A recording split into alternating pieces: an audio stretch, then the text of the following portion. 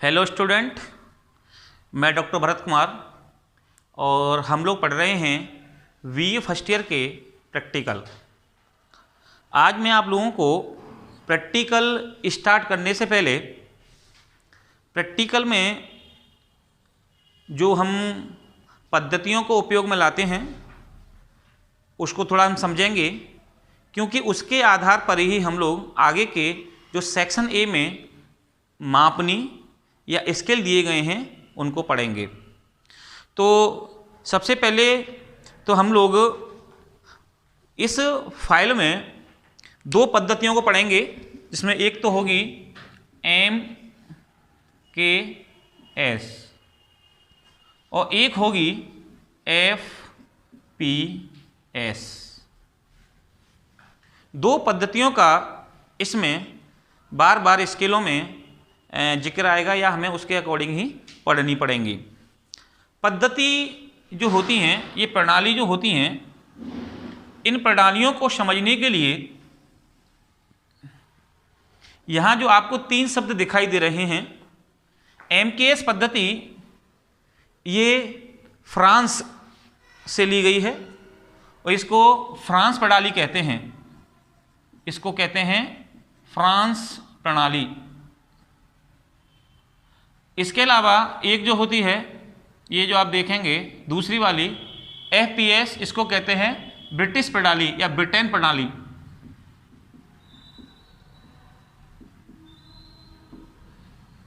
Britain प्रणाली और France प्रणाली। तो ये जो दोनों प्रणालियां हैं, ये जो अक्षर आपको दिखाई दे रहे हैं M, K और S, तो यहाँ पे जो दूरी होती है यानी जो डिस्टेंस होता है, जो दूरी होती है, M का मतलब होता है मीटर, यानी जो मीटर की जो दूरी होती है उस मीटर को यहाँ M से संबोधित किया गया है। ये फ्रांस प्रणाली है और यह प्रणाली भारत में चलती है MKS। भारत में ये फ्रांस प्रणाली चलती है। तो यहाँ जो M शब्द दिया गया है, M का मतलब होता है मीटर से है, दूरी को काउंट करने मीटर को पढ़ते हैं, जबकि यहाँ K का मतलब होता है किलोग्राम यानी भार। जो भार होता है भारत में, K मतलब किलोग्राम से होता है, यानी भारत में किलोग्राम को पढ़ा जाता है। इसी आधार पे ये जो आप S देख रहे हैं, ये समय को पढ़ते हैं, समय की गणना की जाती है भारत में S यानी कि सेकंड। जो सेकंड होती है वो हम लोग पढ़ते हैं। तो आप लोग इस प्रकार देख पाएंगे कि भारत में दूरी को पढ़ने के लिए मीटर का प्रयोग, भार को पढ़ने के लिए यहाँ किलोग्राम का प्रयोग, और समय को पढ़ने के लिए, समय का काउंट करने के लिए हम लोग सेकंड का प्रयोग करते हैं। तो ये होती है MKS प्रणाली, MKS सिस्टम। ये फ्रांस से लिया गया है और भारत में यह प्रणाली लागू है। इसी के साथ साथ आप जो FPS प्रणाली देख रहे हैं, ये ब्रिटेन प्रणाली है और इसमें भी जैसे ये दूरी है, तो दूरी के लिए यहाँ भारत में मीटर का प्रयोग किया जाता है, जबकि यहाँ पे आप इंग्लैंड में देखेंगे तो F यानी कि फीट का प्रयोग किया जाता है। फीट, इंच, मील। तो ये जो प्रणाली है दूरी को नापने की, भारत में आप देखेंगे मीटर का प्रयोग, और यह इंग्लैंड में फीट के रूप में, फीट से गज बनता है, गज से फल्लांग बनते हैं और फल्लांग से मील बनता है। तो यहाँ फीट का प्रयोग होता है ब्रिटेन में। इसी प्रकार जो भार होता है किलोग्राम में हम लोग पढ़ते हैं, लेकिन आप यहाँ देखेंगे इंग्लैंड में P यानी कि पाउंड। भार को नापने की इकाई होती है एक पाउंड, और पाउंड को पढ़ा जाता है ब्रिटेन में। पाउंड छोटा होता है, यानी कि 1 किलोग्राम में 2 पाउंड के लगभग होते हैं, तो पाउंड छोटा होता है। तो भारत में किलोग्राम, भार के लिए किलोग्राम, और यहाँ पाउंड का प्रयोग किया जाता है इंग्लैंड में। इसी प्रकार यहाँ S का मतलब समय से भारत में होता है, तो ब्रिटेन में भी S का मतलब ही समय होता है या सेकंड होता है, तो इसको भी सेकंड में पढ़ा जाता है। तो इस प्रकार से आप देखेंगे कि MKS प्रणाली जो कि फ्रांस से ली गई है भारत में चलती है, और FPS प्रणाली जो ब्रिटेन से ली गई है, ये ब्रिटेन में, यूरोप कंट्री में ज़्यादा चलती है। अब ये दोनों प्रणालियों का जिक्र हम मापनी पढ़ने से पहले, प्रैक्टिकल प्रारंभ करने से पहले हम इसलिए पढ़ते हैं क्योंकि ये दोनों ही प्रणाली हमें अपनी फाइल में पढ़नी है। तो ये हैं MKS और FPS प्रणाली, लेकिन इसमें कुछ दूरियां होती हैं जिसे हम लोग पढ़ते हैं, वो थोड़ा सा समझेंगे पहले।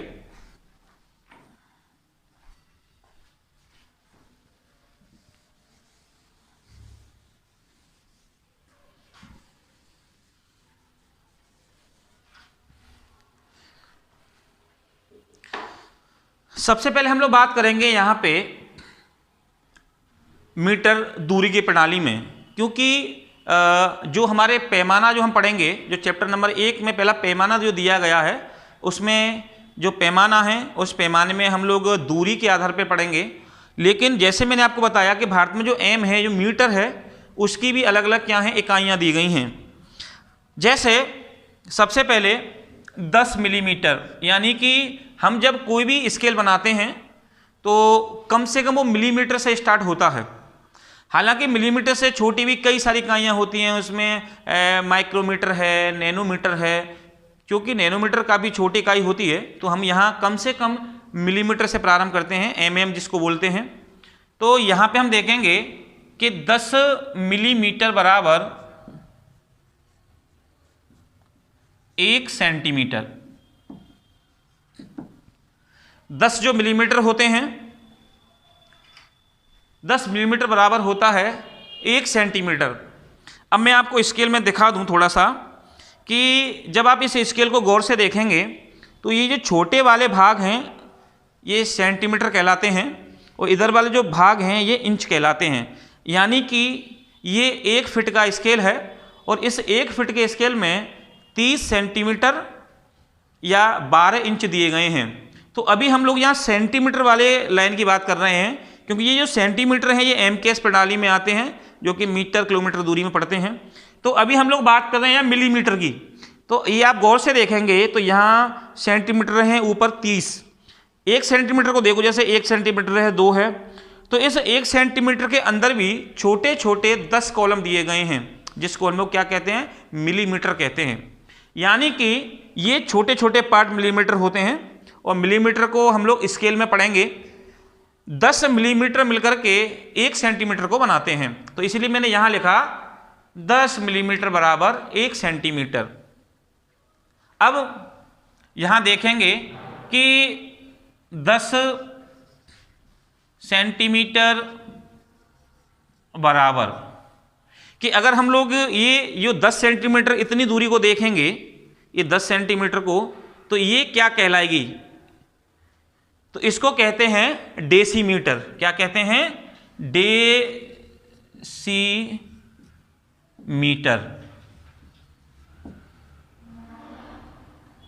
यानी कि 10 मिलीमीटर बराबर 1 सेंटीमीटर, 10 सेंटीमीटर बराबर 1 डेसीमीटर, 1 डेसीमीटर।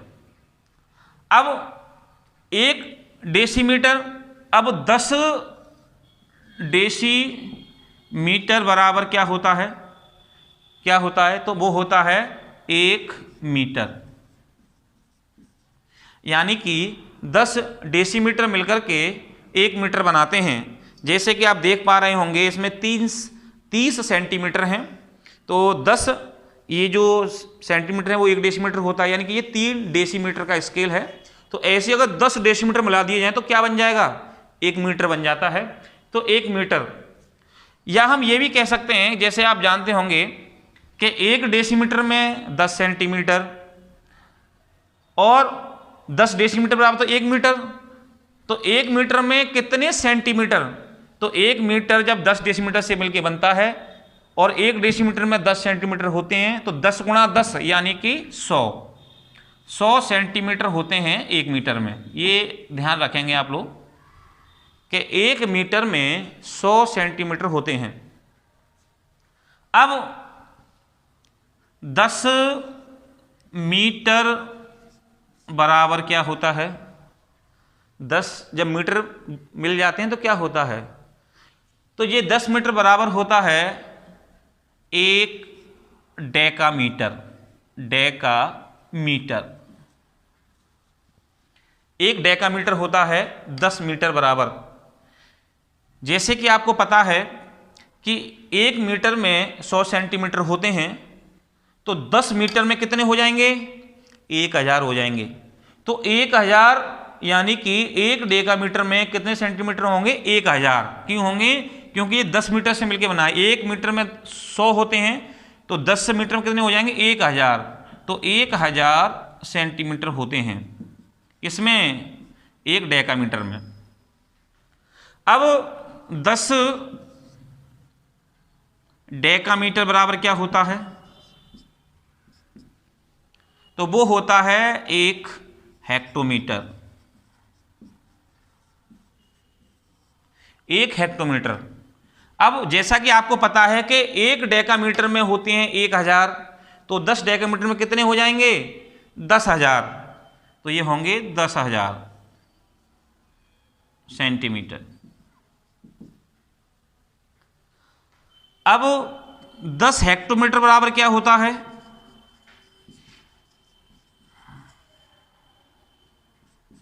तो वो होता है 1 किलोमीटर। यानी कि अब आप देखिए कि 1 हेक्टोमीटर में होते हैं 10,000, तो 10 हेक्टोमीटर में कितने हो जाएंगे, 1 लाख। यानी 1 किलोमीटर में 1 लाख सेंटीमीटर होते हैं।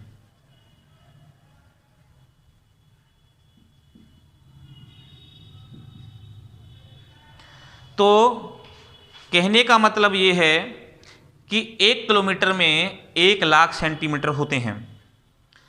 एग्जामिनर जब भी आते हैं और जब वो ज्योग्राफी का बीए फर्स्ट ईयर का और प्रैक्टिकल लेते हैं, तो उनका पहला क्वेश्चन होता है कि बताइए 1 मीटर में कितने सेंटीमीटर। तो हमें ये टेबल याद होनी चाहिए पूरी। अगर आपको प्रैक्टिकल की फाइल समझनी है और ख़ास करके पैमाने समझने, मापनी समझनी है, और मापनी का क्वेश्चन कंपलसरी रहता है जब आप लोग मेन प्रैक्टिकल देंगे उस समय। तो अगर आपको पैमाना पढ़ना है तो आपको ये एमकेएस की प्रणाली आपको याद करनी पड़ेगी, और ये याद करना कोई इतना कठिन नहीं है कि आपसे याद नहीं होगी। ये आप लोग पढ़ेंगे 10 मिलीमीटर बराबर 1 सेंटीमीटर, 10 सेंटीमीटर बराबर 1 डेसीमीटर, 10 डेसीमीटर बराबर 1 मीटर, 10 मीटर बराबर 1 डेकामीटर, 10 डेकामीटर बराबर 1 हेक्टोमीटर, 10 हेक्टोमीटर बराबर 1 किलोमीटर। तो एग्जाम्पल जो पूछता है वो ये पूछता है कि 1 किलोमीटर में कितने सेंटीमीटर, तो आपका आंसर होगा 1 लाख सेंटीमीटर। एग्जाम पूछेगा 1 मीटर में कितने सेंटीमीटर, 100 सेंटीमीटर। एग्जाम्पल तुमसे पूछेगा कि 1 डेसीमीटर में कितने, 1 डेसीमीटर में कितने सेंटीमीटर, तो 10 सेंटीमीटर। तो ये इस प्रकार से हमें ये पूरी की पूरी टेबल याद होनी चाहिए, क्योंकि जब हम मापनी प्रारंभ करेंगे कल से तो हमें ये बार बार वहाँ पे ये इकाइयाँ आएंगी।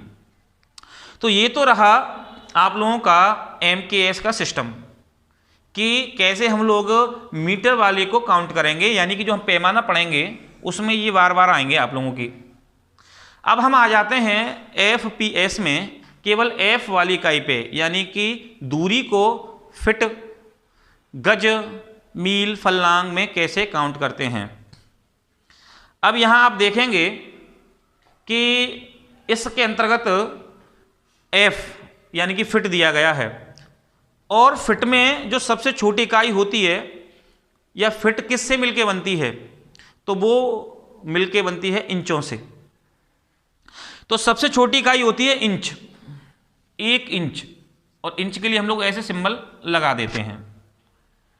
ये जो 1 इंच होता है, वैसे ये मैं आपको बता दूं कि 2.54 सेंटीमीटर से मिलके बनता है, यानी कि 1 इंच में 2.54 सेंटीमीटर होते हैं। इंच इसकी सबसे छोटी इकाई है एफपीएस की। अब 12 इंच मिलके क्या बनाते हैं, 1 फीट, 1 फीट बनाते हैं। 12 इंच बराबर क्या होता है? 1 फीट होता है। ये आप जो मेरे हाथ में जो आप पैमाना देख रहे हैं, स्केल देख रहे हैं, ये नीचे आप देखेंगे ये बड़ी बड़ी जो कॉलम आपको दिख रहे हैं ये इंचों के कॉलम हैं और ये 12 इंच का स्केल है, यानी कि 1 फीट का स्केल है। ऊपर अगर आप देख रहे हैं वो सेंटीमीटर वाले भाग हैं और मैंने आपको बताया था कि सेंटीमीटर छोटे कॉलम होते हैं जबकि इंच बड़े कॉलम होते हैं। तो यहाँ देखेंगे आप लोग 12 इंच बराबर क्या होता है? 1 फीट होता है। अब 3 फीट बराबर क्या होगा? तो 3 फीट में होता है 1 गज, यानी कि 3 फीट की दूरी होती है 1 गज। तो अगर आपसे ये क्वेश्चन पूछ ले एग्जामिनर कि बताइए 1 गज में कितने इंच होते हैं, तो आपको पता है कि 3 फीट बराबर 1 गज होता है और 1 फीट में होते हैं 12 इंच। तो जब 1 फीट में 12 इंच होते हैं और 3 फीट बराबर 1 गज होता है तो कितना हो जाएगा? 12 गुणा 3 यानी कि 36 इंच। यानी 1 गज में कितने इंच होंगे? 36 इंच होंगे। अब अगर आप लोग देखेंगे यहां पे गज से आगे एक, अब 220 गज बराबर, यानी 220 गज बराबर क्या होता है? तो 220 गज बराबर देखेंगे तो वो होता है 1 फरलांग। एक इकाई होती है फरलांग। अब जो फरलांग जो इकाई आपको दिखाई दे रही है बोर्ड पे, इसके अंतर्गत तो 3 फीट बराबर 1 गज होता है, 220 गज बराबर 1 फरलांग होता है। और अगर आपसे क्वेश्चन पूछ लिया जाए कि 1 फरलांग में कितने इंच होते हैं, तो आप क्या करेंगे कि 1 गज में कितने होते हैं? 36। तो 36 गुणा 220 करेंगे तो ये आएगा आपका 7920 इंच। यानी कि 1 फरलांग में 7920 इंच होते हैं। अब 8 फरलांग बराबर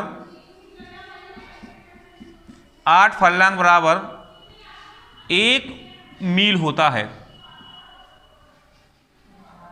8 फरलांग बराबर क्या होता है? 1 मील।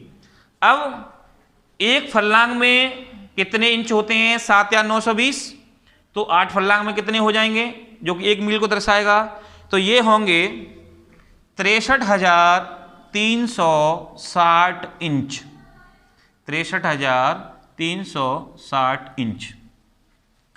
तो आप ये FPS जो ब्रिटिश प्रणाली देख रहे हैं, इसमें 1 इंच में 2.54 सेंटीमीटर होते हैं, 12 इंच मिलकर के 1 फीट को बनाते हैं और 3 फीट मिलकर 1 गज को बनाते हैं, या 1 गज में 36 इंच होते हैं। 220 गज मिलकर के 1 फरलांग बनाते हैं। चूंकि 1 गज में 236 इंच होते हैं तो 220 में गुणा करेंगे तो 7 या 920 इंच आते हैं, यानी 1 फरलांग में 7 या 920 इंच होते हैं। जबकि 8 फरलांग मिलकर के 1 मील को बनाते हैं और 1 फरलांग में होते हैं 7 या 920। जब इंटू आप 8 से कर देंगे तो वो होगा 63,360 इंच।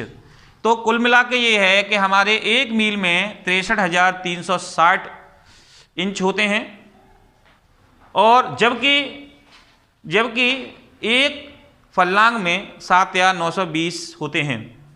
इस प्रकार से ये है MKS प्रणाली का चार्ट और ये है FPS प्रणाली का चार्ट। अगर हम लोग मील को देखेंगे तो 1 मील में 1.6 किलोमीटर के लगभग होते हैं। तो मील बड़ी इकाई होती है, किलोमीटर छोटी इकाई होती है। लेकिन जब हम कल पहला मापनी पढ़ेंगे तो उसमें हम लोगों को ये FPS और MKS दोनों ही प्रणाली हमें आनी चाहिए। और ये प्रणाली जब तक आप याद नहीं करोगे, जब तक आपको पैमाने समझ में नहीं आएंगे, तो इसीलिए कल तक आप लोग इन पैमानों को कंपलसरी रूप में आप इनको याद कर लें। तो आप लोग चाहें तो इसका स्क्रीनशॉट ले सकते हैं देखने के लिए, और इसको हम लोग क्या कर सकते हैं, याद कर सकते हैं कल शनिवार है, कल हम लोग पहली क्लास कल सेक्शन ए की स्टार्ट करेंगे। Thank you.